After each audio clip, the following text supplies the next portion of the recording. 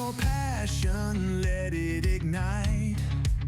Hobbies and sports bring your world to light. From dawn to dusk, let the thrill unfold.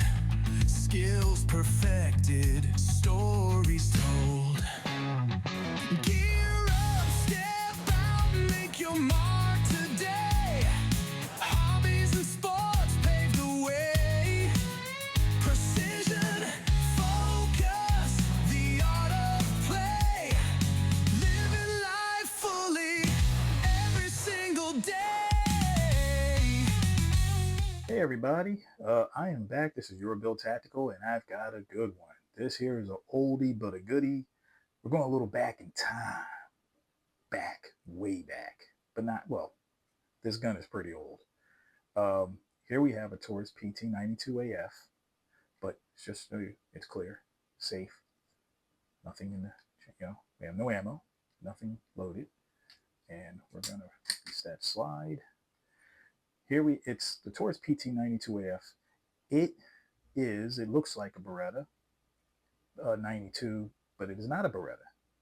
Although they were built with the same machinery, Taurus, which is a Brazilian company, Brazil had a contract with Beretta at one time to make all their military weapons. Fast forward, contract expired, the patents expired. Taurus, which we know now, Taurus, same company, took the machinery and tooling and started making their own Beretta, but called it a PT92AF. The A is for ambidextrous safety on both sides. You have safeties on both sides. And for firing block, the F is for firing block pin. Kind of modernized feature for safety on this. Now, what the biggest difference between the two, the parts are almost interchangeable except for the slide, because on the Beretta 92F, the safety's at the top of the slide, and here, as you see, the safety for the PT92 is on the frame. Also, Beretta used to have the safety, the magazine catch release at the bottom, but they moved it here. So the magazines actually fit, but here's one catch. The Taurus magazines have a bigger catch. So if you put a Beretta 92 magazine in, it'll just slide right out. So that's pretty much the difference. And the barrels, I believe, are interchangeable. And please correct me in the comments if that's not the case anymore, but at least for the older versions of Berettas, the barrel should be the same, But in all intents and purposes, it has the extra wide port ejection port, so you have less failures. Although it does not have the serrations on the front, it's still, they had this little thing here for, I guess, press checks, and it has the old GI sights here. So this one sold, it didn't even have the 3 dot system, which is, I guess it's all right, but this thing is very accurate because the barrel doesn't tilt. It's on a straight action, fixed barrel right there. Boom. So that gives you very good accuracy. Also, safety is not a decocker. You must manually decock this. So this is a double action, single action pistol, which is cool, which makes it pretty much safe to carry. But when you want to carry it, after you rack around, you have to carry it cocked and locked. If you want to decock it, you still can. You'll have to do it the old-fashioned way. You have to make sure you get a good grip on there you go, on that little hammer there. And let the trigger off, and then let it go, because it has a catch, so you do not have an accidental discharge in a way. But anytime you're decocking a pistol, rifle, whatever, always have it pointed in a safe direction of least amount of damage, just as a safety. And that's pretty much it. And just a quick disclaimer, I'm not selling anything or modifying this. And as you saw, the weapon was checked. It is cleared. That out of the way. And like I said, I'm doing this video because I purchased this used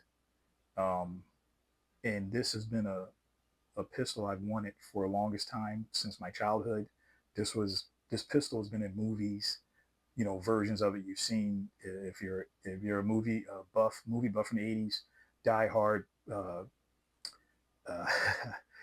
the Mel Gibson movies, Lethal Weapon, and also the foreign extravagant movies from the '80s from Taiwan with the gentleman Chow Yun Fat. I think if I said his name right, he had movies like Hard Boiled, A Better Tomorrow, where they used Taurus PT92s because they couldn't. It's kind of funny. They couldn't afford the Berettas for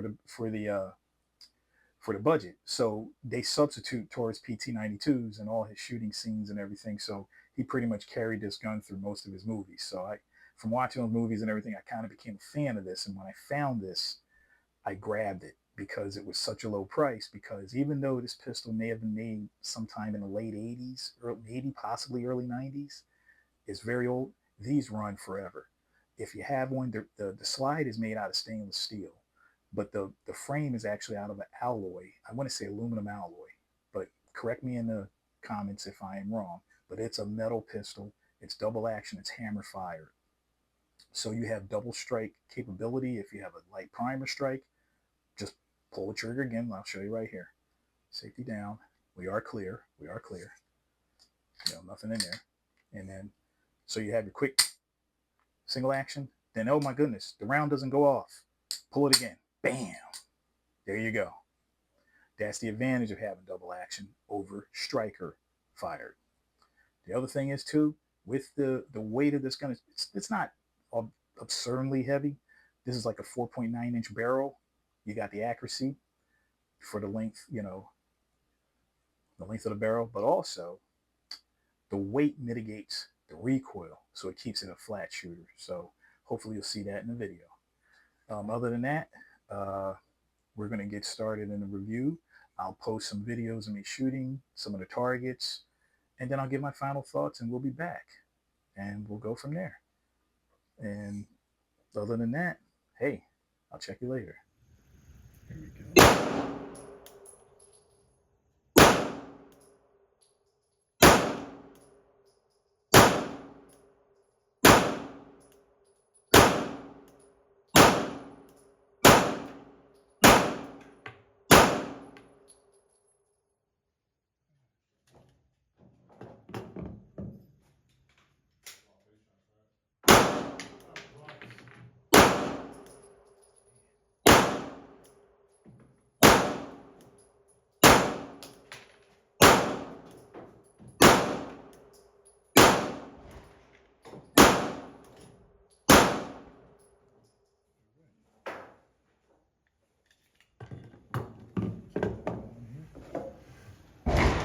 Right side.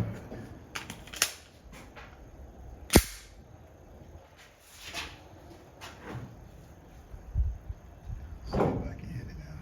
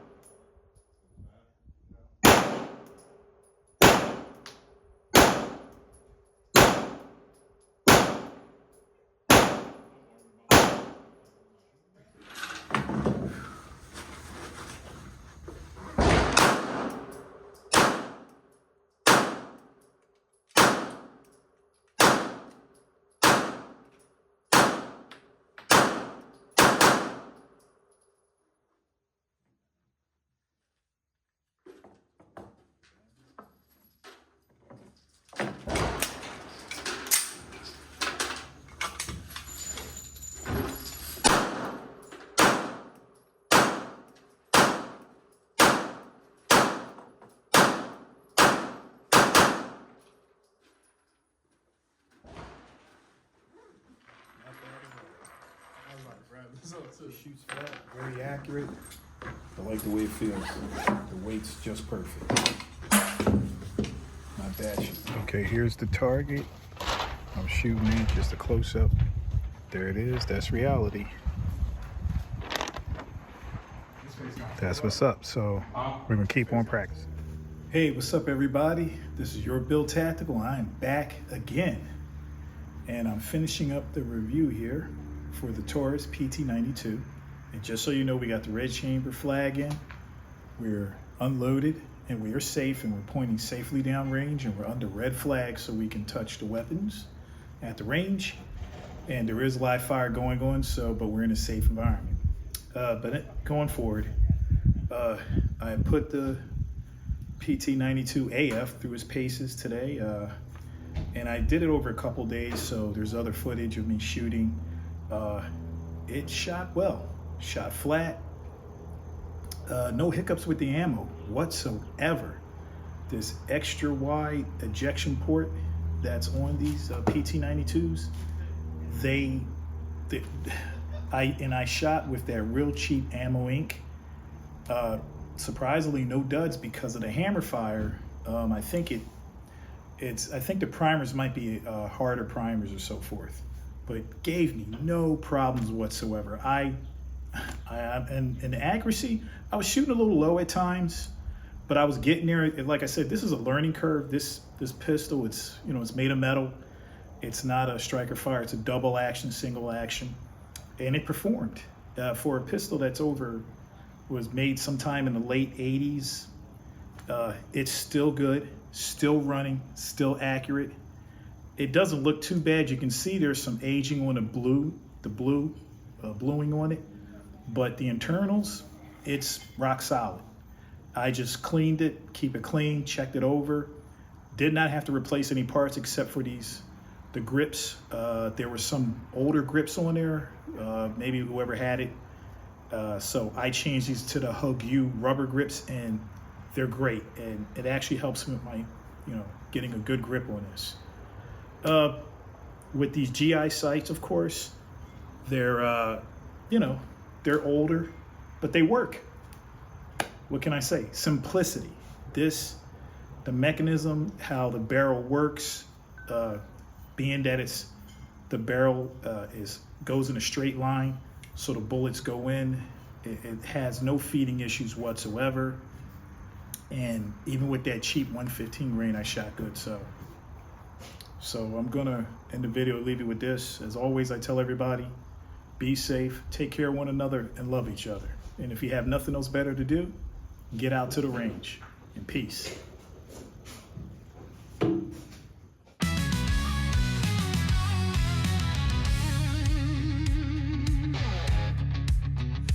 Find your passion, let it ignite. Hobbies and sports bring your world to light.